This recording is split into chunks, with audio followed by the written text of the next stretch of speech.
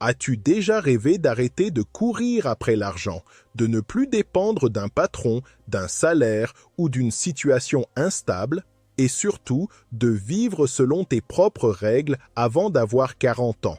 Si tu veux découvrir comment atteindre cette liberté financière, reste bien jusqu'à la fin. Et surtout, abonne-toi dès maintenant pour ne rien manquer des prochaines vidéos sur le développement personnel et la réussite financière. 1. Établir un objectif clair. Tout commence par une vision, une idée, une étincelle, un rêve qui prend forme dans ton esprit. La liberté financière n'est pas un concept abstrait réservé à une élite, c'est une direction, un chemin que tu peux emprunter dès maintenant. Mais pour avancer, il faut savoir où tu veux aller. Et c'est là que la majorité des gens échouent. Ils veulent être libres financièrement, sans savoir ce que cela signifie vraiment pour eux. Alors, avant tout, définis ton objectif avec clarté. Quelle est ta destination exacte? À quoi ressemblerait ta vie si tu étais financièrement libre? Pose-toi ces questions fondamentales. Combien d'argent te faudrait-il pour couvrir tes dépenses mensuelles sans avoir à travailler? Quel style de vie veux-tu vraiment mener? Souhaites-tu vivre modestement, voyager souvent, créer ton entreprise ou simplement avoir plus de temps pour toi et ta famille? Ces réponses ne sont pas anodines, elles déterminent ton plan d'action. Car sans clarté, tu risques de te perdre dans la confusion du quotidien, de courir après des objectifs qui ne sont pas les tiens, ou pire, de travailler dur sans jamais atteindre ce que tu désires réellement. La première étape, c'est de donner une forme concrète à ton rêve. Écris-le, mets-le sur papier, noir sur blanc. Dis-toi par exemple, je veux générer 3 000 € de revenus passifs mensuels avant mes 40 ans. Ce n'est plus une idée vague, c'est un objectif mesurable. Et tout ce qui est mesurable devient atteignable. L'écriture est un acte de matérialisation. Ce que tu poses sur papier commence à exister dans ta réalité. C'est comme si tu plantais une graine dans le sol, elle n'a pas encore poussé, mais elle est bien là, prête à grandir. Ensuite, fixe une date. La liberté financière sans échéance, c'est comme un voyage sans carte ni destination. Quand veux-tu atteindre ton indépendance? À 35 ans? 40 ans? Plus tôt? Donne-toi une limite de temps réaliste mais stimulante. Pourquoi? Parce qu'un délai crée de la pression, et la pression crée du mouvement. Si tu n'as pas de date, tu te diras toujours « je commencerai plus tard ». Et ce plus tard se transforme souvent en jamais. Le moment parfait n'existe pas. Le meilleur moment pour commencer, c'est aujourd'hui. Mais un objectif clair n'est pas qu'une somme d'argent ou une date sur un calendrier. C'est aussi une raison profonde. Pourquoi veux-tu être libre financièrement? Est-ce pour fuir un travail que tu détestes, pour offrir une meilleure vie à ta famille, pour voyager, apprendre, te développer ou simplement te sentir maître de ton temps? Trouver ton pourquoi est essentiel, car c'est lui qui te portera quand la motivation faiblira. Et elle faiblira. Sans un sens profond derrière ton objectif, tu abandonneras au premier obstacle. Avec un pourquoi fort, rien ne pourra t'arrêter. Définir ton objectif, c'est aussi comprendre ton point de départ. Tu ne peux pas planifier ton itinéraire si tu ignores où tu te trouves. Analyse ta situation actuelle, tes revenus, tes dettes, ton épargne, ton style de vie. Sois honnête avec toi-même. Ce n'est pas une honte d'avoir peu, c'est une opportunité d'apprendre. Beaucoup de personnes évitent ce face-à-face avec la réalité, par peur de découvrir leurs faiblesses. Mais ignorer la vérité ne la fera pas disparaître. La clarté, c'est le pouvoir. Quand tu sais exactement où tu en es, tu peux enfin construire un plan cohérent pour aller plus loin. Une fois ton objectif posé, décompose-le en étapes concrètes. Si ton but est d'atteindre 3 000 € de revenus passifs par mois, demande-toi combien de sources de revenus devrais-je créer? Combien dois-je investir chaque mois?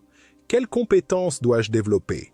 Un grand objectif sans plan devient vite décourageant, mais un grand objectif découpé en petites victoires devient motivant. Chaque étape franchie te rapproche de ton rêve, te donne confiance et transforme ton ambition en réalité. Souviens-toi, un objectif clair doit être spécifique, mesurable, atteignable, réaliste et temporellement défini. C'est ce qu'on appelle un objectif SMART. C'est la base de toute réussite durable. Trop de gens se contentent de dire « je veux être riche ».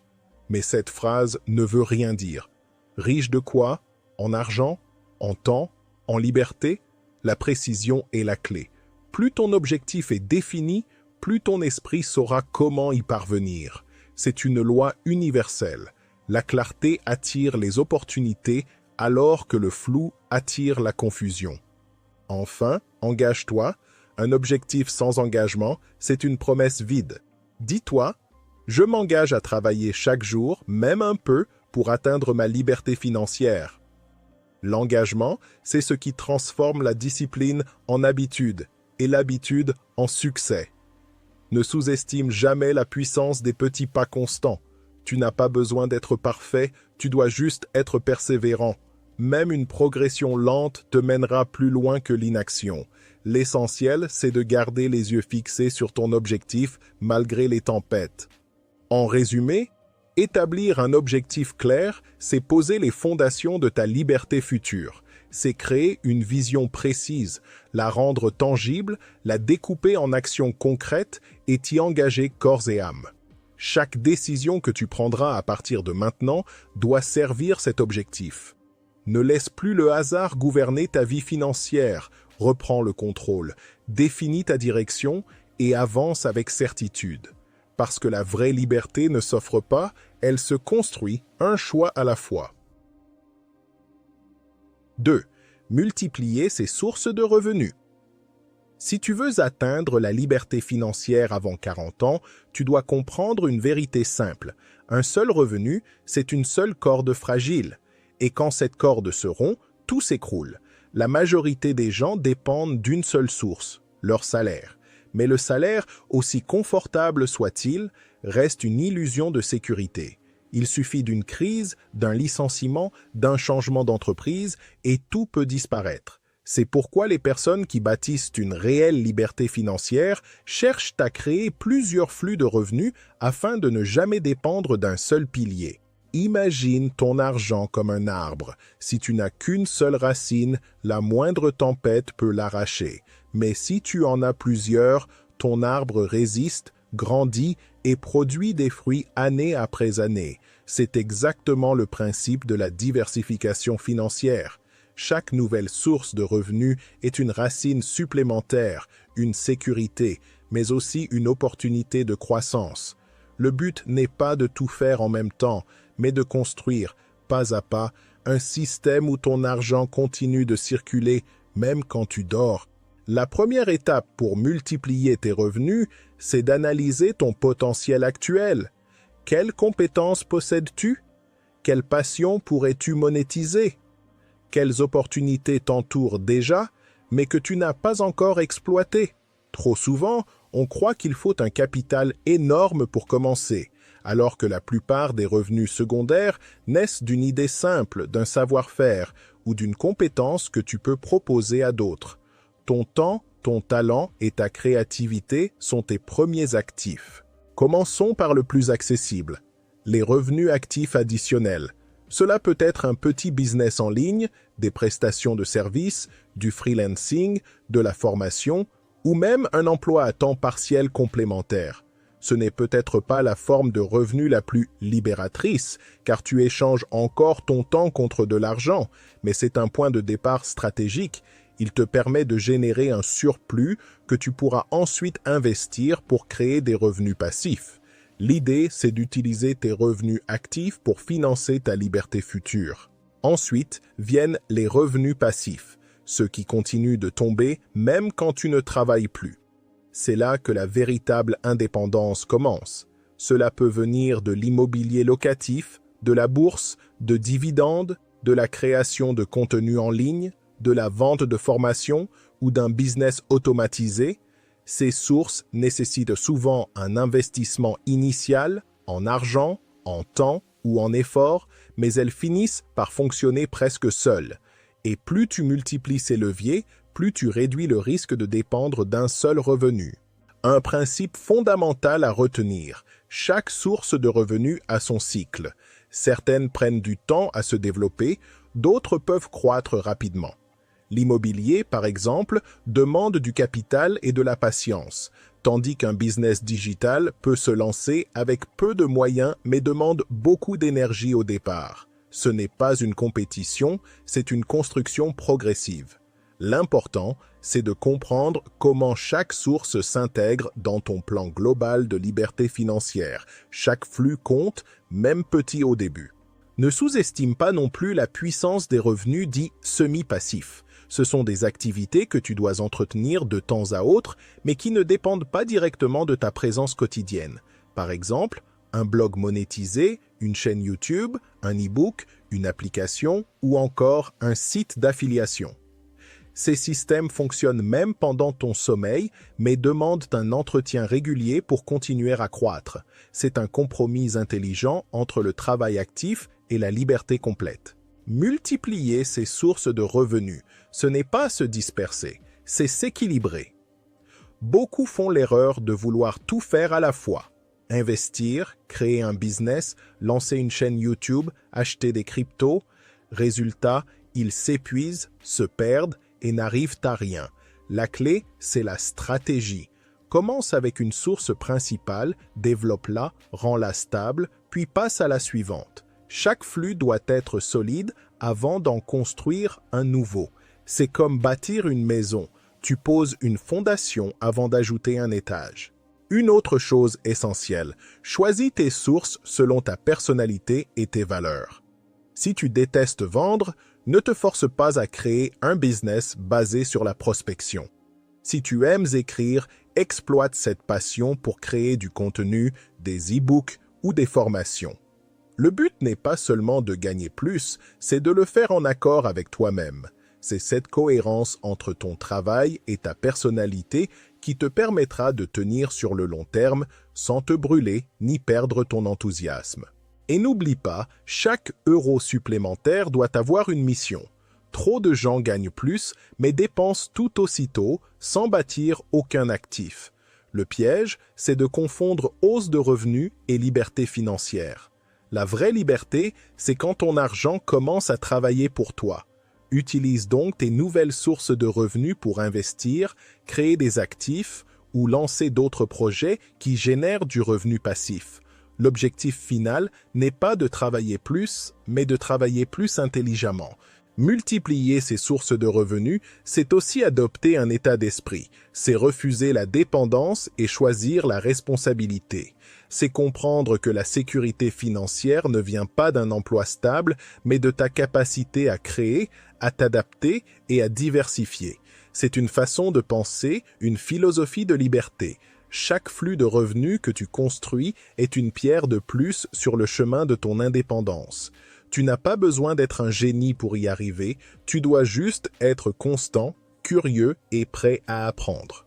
En résumé, la multiplication des revenus n'est pas un luxe, c'est une nécessité pour quiconque vise la liberté avant 40 ans.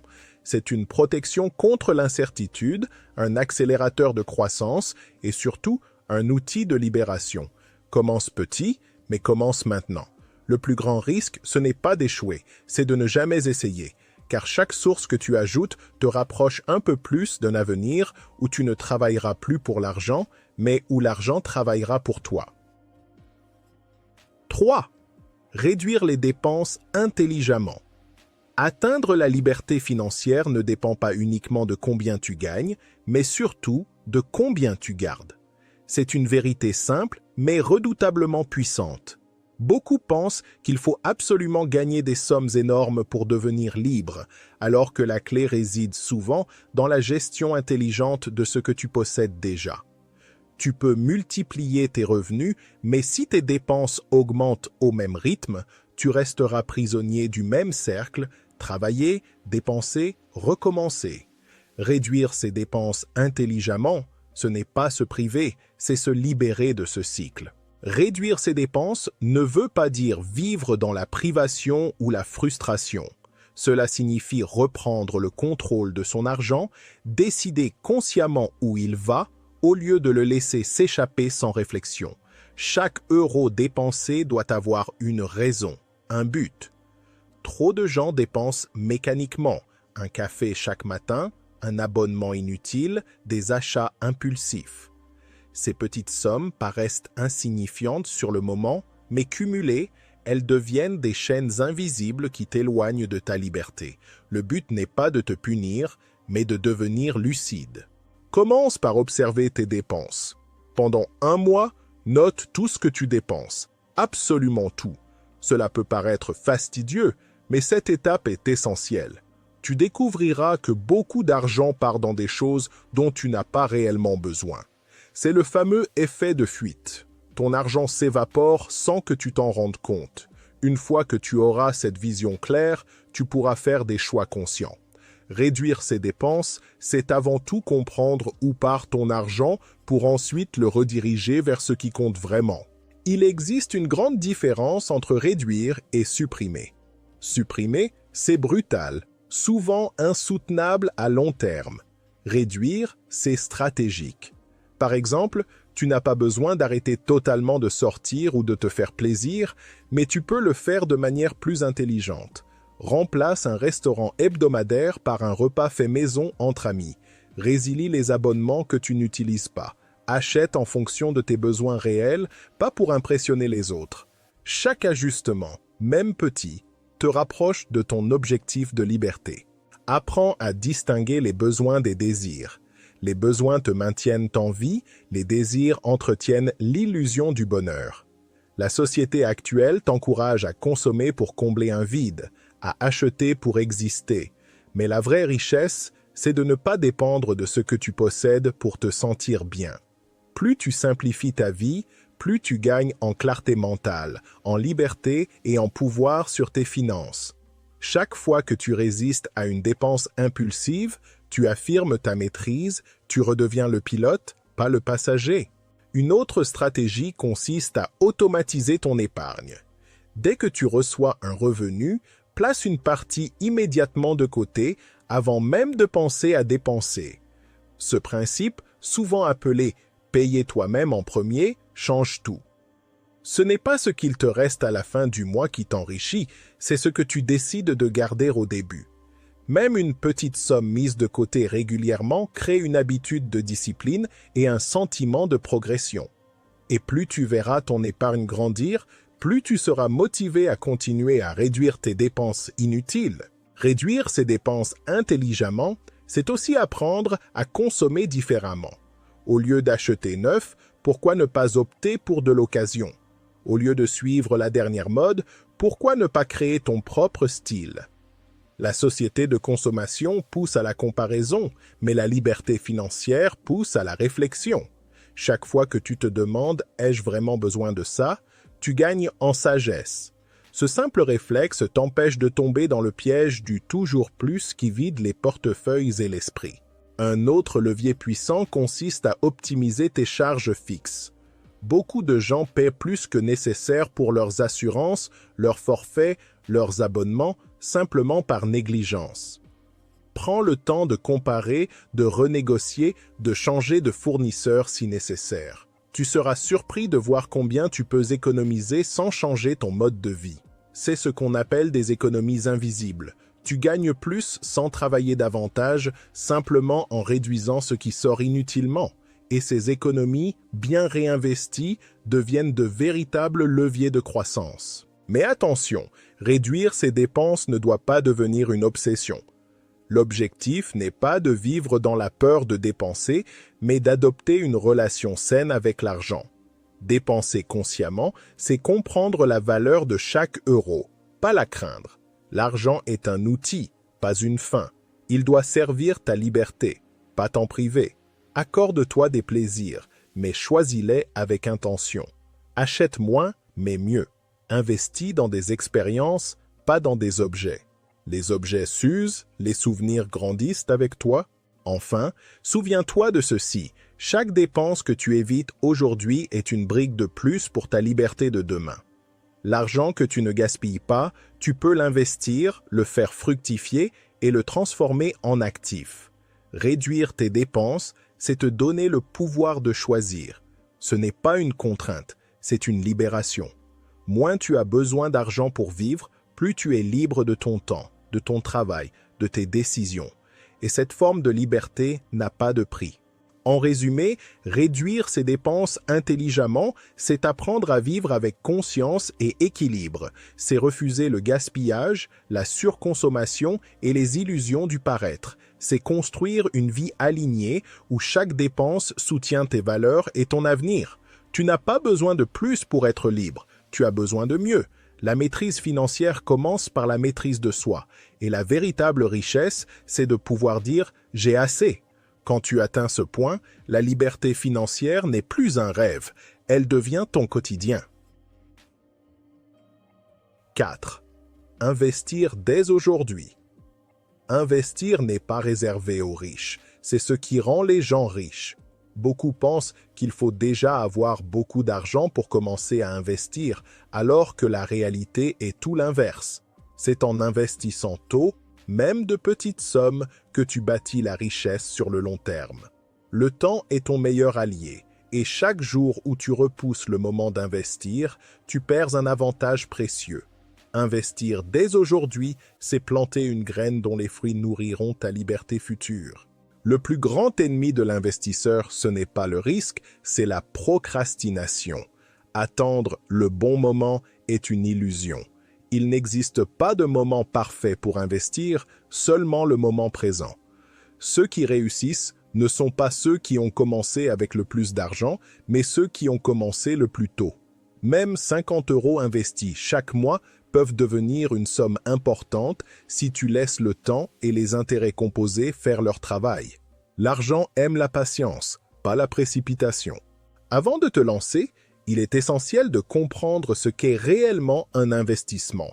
Investir, c'est faire travailler ton argent à ta place. C'est transformer un revenu actif, celui que tu gagnes avec ton temps, en un revenu passif qui génère des gains sans que tu aies besoin d'être présent. C'est un transfert de pouvoir. Tu passes du rôle de travailleur au rôle de bâtisseur. Chaque euro investi devient un petit employé qui travaille jour et nuit pour toi, sans pause ni congé. Mais investir intelligemment demande de la clarté. Tu dois d'abord savoir pourquoi tu investis. Veux-tu créer une sécurité financière, préparer ta retraite, générer des revenus mensuels ou bâtir un patrimoine à long terme? Chaque objectif demande une stratégie différente. Par exemple, si tu veux des revenus réguliers, tu pourrais te tourner vers l'immobilier locatif. Si tu veux faire croître ton capital sur le long terme, les actions ou les fonds indiciels peuvent être plus adaptés. L'important est d'avoir une vision avant d'agir. Le premier domaine où beaucoup de gens commencent, c'est l'investissement boursier. Il fait peur à ceux qui ne le comprennent pas, mais il devient passionnant dès qu'on en saisit les principes. Acheter des actions, ce n'est pas jouer en bourse, c'est devenir copropriétaire d'entreprises qui créent de la valeur. Plutôt que de consommer les produits des grandes marques, deviens actionnaire de ces marques. Chaque dividende, chaque hausse de valeur devient alors une récompense pour ta vision et ta patience. Une autre voie puissante, c'est l'investissement immobilier. C'est un pilier de la liberté financière, car il combine la sécurité d'un actif tangible et la génération de revenus passifs. Un bien immobilier bien choisi peut non seulement prendre de la valeur avec le temps, mais aussi te rapporter des loyers mensuels qui couvrent ton crédit, voire créent un bénéfice. L'immobilier demande de la préparation, mais c'est l'un des rares investissements où la banque te prête de l'argent pour t'enrichir. Autrement dit, tu utilises l'argent des autres pour construire ta liberté. Et n'oublie pas les investissements dans le digital. Nous vivons à une époque où la technologie permet à chacun de créer des actifs numériques à très faible coût. Une chaîne YouTube, un e-book, un cours en ligne, un site d'affiliation ou une application mobile sont tous des formes d'investissement. Ils demandent du temps et des efforts au départ, mais une fois mis en place, ils peuvent générer des revenus pendant des années. Ce sont les nouvelles sources de revenus passifs du 21e siècle, accessibles à tous ceux qui osent créer plutôt que consommer. Certains te diront que l'investissement est risqué, mais ne pas investir est encore plus risqué, car si tu laisses ton argent dormir sur un compte, il perd de la valeur à cause de l'inflation. Chaque année, ton pouvoir d'achat diminue sans que tu t'en rendes compte.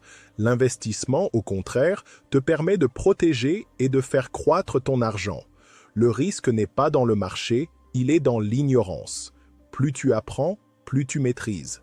Le savoir est la meilleure assurance contre la peur.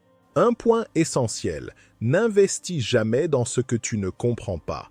Avant de placer ton argent quelque part, prends le temps d'étudier, de te former, de poser des questions.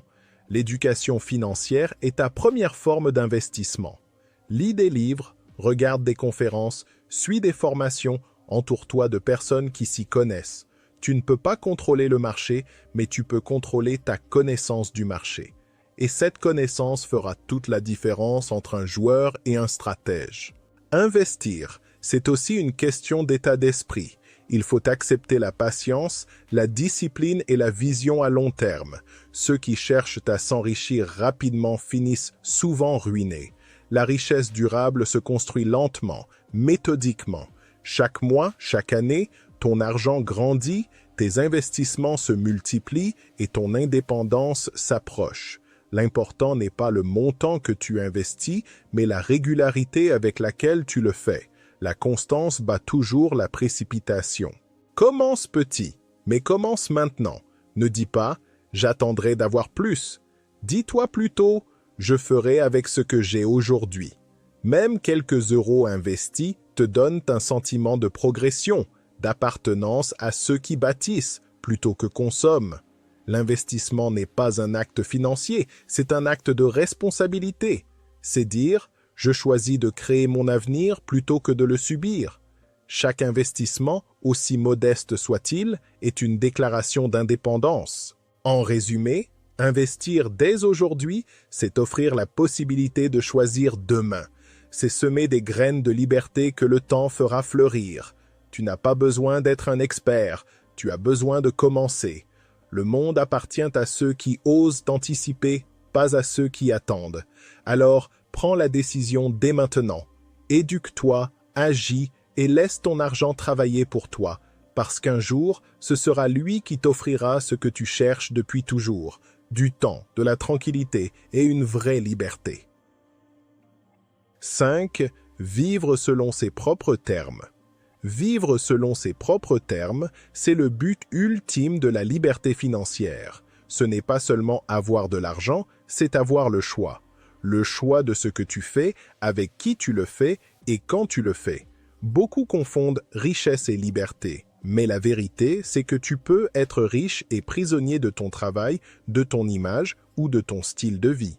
La vraie réussite, c'est de construire une vie où tu n'as plus besoin de te conformer, parce que chaque décision découle de tes valeurs, pas des attentes des autres. Le plus grand luxe de notre époque, ce n'est pas une voiture, une maison ou une montre hors de prix, c'est le contrôle de ton temps. Pouvoir décider de ton emploi du temps, de ton rythme, de tes projets, c'est cela la véritable richesse. Quand tu atteins ce niveau, tu arrêtes de vivre pour survivre et tu commences à vivre pour créer. Tu passes d'une vie subie à une vie choisie. Et cette liberté, personne ne peut te l'offrir. Tu dois la construire, brique par brique, à travers tes choix, ta discipline et ta vision. Mais vivre selon ses propres termes commence bien avant d'être financièrement libre.